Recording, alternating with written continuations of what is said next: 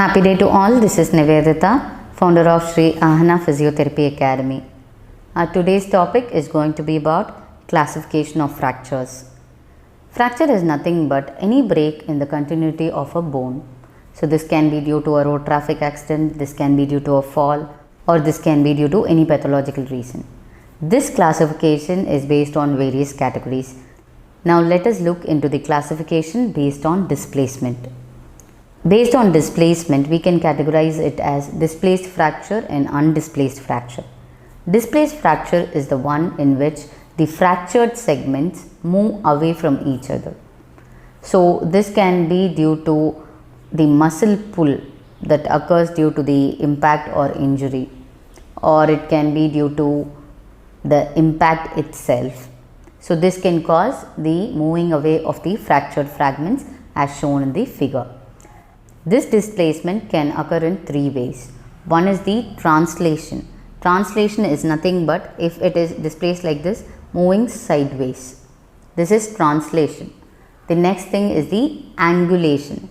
Angulation is breaking and getting tilted. So you can see in the figure clearly. And the next thing is rotation. So these are the things that can happen with a displaced fracture. Undisplaced fracture is nothing but the fractured fragments, they remain in alignment with each other. Now let us look into the classification based on the pattern of fracture. The first thing that we are going to see here is the transverse fracture. From the picture it is clearly visible. The fracture line, it lies perpendicular to the long axis of the bone. So this is transverse fracture. The next thing that we are going to see is the oblique fracture. Oblique fracture is the one in which the fracture line, it will lie oblique to the long axis of the bone. The next thing that we are going to see is the spiral fracture. This spiral fracture is a little severe form of this oblique fracture, where the fracture line rotates along the long axis of the bone.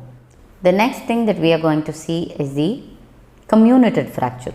Comminuted fracture is the one in which the bones break into many fragments. So far we were discussing about bone breaking into two fragments alone. So that will be little easier to treat. This type of comminuted fracture is little hard to treat because the bone is split into many fragments. The next fracture that we are going to see is the segmental fracture. One single bone having more than two fractures is termed as segmental fracture. It is clear from the picture that it is broken into three different segments. The next thing that we are going to see is the stellate fracture. This stellate fracture occurs to the flat bones like the skull, where this fracture line runs in different directions. So it is not in specific direction that this fracture line runs, so it is called as stellate fracture. The next thing that we are going to see is the classification based on etiology. Based on the etiology, the first classification is traumatic fracture. That is how it happens. Okay. Now this traumatic fracture can be caused due to an RTA, that is a road traffic accident, or due to falls. The next thing that we are going to see is the pathological fracture. Any internal pathology which causes reduction in the bone density can lead to fracture. So there are conditions like osteoporosis, tumors, rickets, etc. that causes fracture. The next thing that we are going to see is the stress fracture. Any chronic repetitive stress can lead to fracture of the bony trabecula.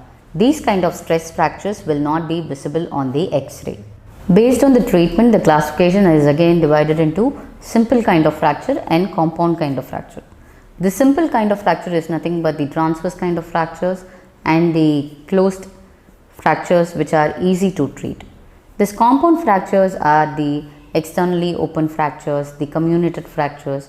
These are a little complex to treat. So they fall under the compound kind of classification.